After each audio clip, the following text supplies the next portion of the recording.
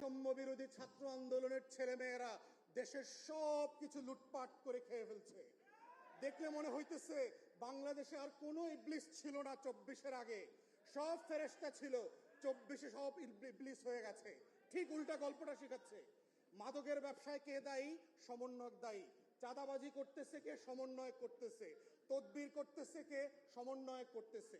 অতএব এই যে নতুন অভ্যুত্থানের নেতা কর্মীদেরকে শত্রু বানানোর রাজনীতি চলছে, অতএব এই জুলাই যোদ্ধাদেরকে বুঝতে হবে সেই শক্তিগুলো কারা, সেই গণমাধ্যমগুলো কারা, যারা দিল্লির বয়ান কায়েম করবার চেষ্টা করছে, বাংলাদেশকে যারা নতুন করে স্বাধীন করেছে সেই স্বাধীনতার নায়কদেরকে প্রত্যেক দিন প্রত্যেক রাতে বাংলাদেশের শত্রুতে পরিণত করছে, দেশের জনগণের মুখোমুখি দাঁড় করানোর চেষ্টা করছে। এই দিল্লির বয়ানটা বোঝা আজকের জুলাই যোদ্ধাদের জন্য অতীব জরুরি।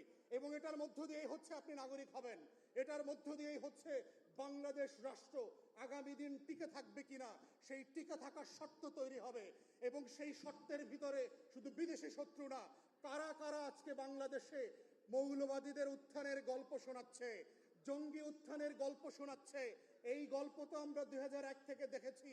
যেই গল্পগুলোর মধ্য দিয়ে আমার মাদ্রাসার ছাত্র আলেম ওলামায়ে কেরাম বিরোধী দলের রাজনীতিবিদদেরকে গুম করার, খুন করার, আয়না ঘরে নেওয়ার বৈধতা তৈরি হয়েছে, যেই গল্পের মধ্য দিয়ে জিয়া পরিবারের সদস্যদেরকে গুন্ডা বানানো হয়েছে, চোর বানানো হয়েছে, হাওয়া ভবনের নাটক তৈরি করা হয়েছে, যেই গল্পের মধ্য দিয়ে জাতীয়তাবাদী দেশপ্রেমিক শক্তিকে কিভাবে একের পর এক মিথ্যা মামলা দিয়ে বাংলাদেশের রাজনীতিতে নাই করে দেওয়া হয়েছে, এই গল্পটাও আপনাদেরকে বুঝতে হবে। বুঝতে হবে গত 53 বছরের রাজনীতিতে নাটক, সিনেমা, গল্প, গান, ফিল্ম, ফটোগ্রাফি সবকিছুর মধ্য দিয়ে দেশপ্রেমিক মানুষদেরকে অপর করার চেষ্টা করা হয়েছে। যারাই দিল্লির আধিপত্যবাদ মানছে না তাদেরকেই জঙ্গি ট্যাগ দেওয়া হচ্ছে, তাদেরকে মৌলবাদী বানানো হচ্ছে, তাদেরকে হাওয়া ভবন বানানো হচ্ছে, তাদেরকে দেশের শত্রু বানানো হচ্ছে, তাদেরকেই পশ্চিমের কাছে গিয়ে বলা হচ্ছে বাংলাদেশে নাকি দক্ষিণপন্থীদের মৌলবাদীদের উত্থান ঘটছে। এই চক্রান্ত হচ্ছে দিল্লির আলাপ এবং কলকাতার বয়ান। এই চক্রান্ত আমরা 2001 থেকে বারবার দেখেছি। বাংলাদেশের দেশপ্রেমিক শক্তিকে, গণ অভ্যুত্থানের পক্ষের শক্তিকে, জাতীয়তাবাদী শক্তিকে কিভাবে নাই করে দেবার বয়ান এবং বৈধতা তৈরি করেছে। তাই আজকে যারা জুলাই যোদ্ধা ছিলেন আপনাদেরকে বুঝতে হবে সেই শত্রুরা কারা, কারা কারা গণমাধ্যমে বসে পুরাতন বাংলাদেশের বন্দোবস্তকে ফিরায় নিয়ে আসার চেষ্টা করছে, কারা কারা প্রত্যেক দিন রাতে টকশোতে বসে জুলাইয়ের বিরুদ্ধে মতামত তৈরি করছে। আগেই তো বেশ ভালো ছিলাম, এমন দেশ কি চেয়েছিলাম যেই দেশ আমাকে দিল্লি থেকে নতুন করে স্বাধীন করেছে। অতএব সেই বাংলাদেশটা কোথায়? সেই বাংলাদেশটার আকাঙ্ক্ষাকে নতুন করে ধারণ করবার জন্য শত্রু আইডেন্টিফাই করা খুবই জরুরি। এবং তরুণদেরকে, শিক্ষার্থীদেরকে, তরুণীদেরকে, যারা শহীদ পরিবার, আহত পরিবার আছেন, আগামী দিনের বাংলাদেশ থাকবে কি থাকবে না এটা শর্ত হচ্ছে সেখানে। দ্বিতীয়ত হচ্ছে সংস্কারের আলাপ। আমরা যখন নতুন বাংলাদেশের গল্প বলছি, এই বাংলাদেশটা কেমন হবে সেটা ডিপেন্ড করছে আমরা কেমন বাংলাদেশ চাই। আমরা কি চাই রাজনৈতিক দলগুলো যেভাবে গত 53 বছর ধরে বাংলাদেশটাকে লুটপাটের বিনিময়ে বিক্রি করে দিয়েছে, আমরা কি এমন বাংলাদেশ চাই যেই বাংলাদেশ থেকে $250 বিলিয়ন লুটপাট হয়ে গেছে? আমরা কি সেই বাংলাদেশ চাই যেখানে 40টা ব্যাংক রেড জোনে চলে গেছে? আমরা কি সেই বাংলাদেশ চাই যেই দেশে 800 গুমঘর তৈরি হয়েছে, আয়না ঘর তৈরি হয়েছে? আমরা কি সেই বাংলাদেশ চাই পুলিশ, গোয়েন্দা সংস্থা, র্যাব রাতের 2টায় 3টায় গিয়ে আমাকে আপনাকে বাসা থেকে উঠায় এনে বুড়িগঙ্গায় লাশ হিসাবে ডুবায় দেবে, পাথর চাপা দেবে? আমরা কি সেই বাংলাদেশ চাই যেই বাংলাদেশে ভোট হবে না, গণতন্ত্র হবে না? আমরা কি সেই বাংলাদেশ চাই যেই বাংলাদেশে এক বংশ এবং এক পরিবারের শাসন কায়েম হবে?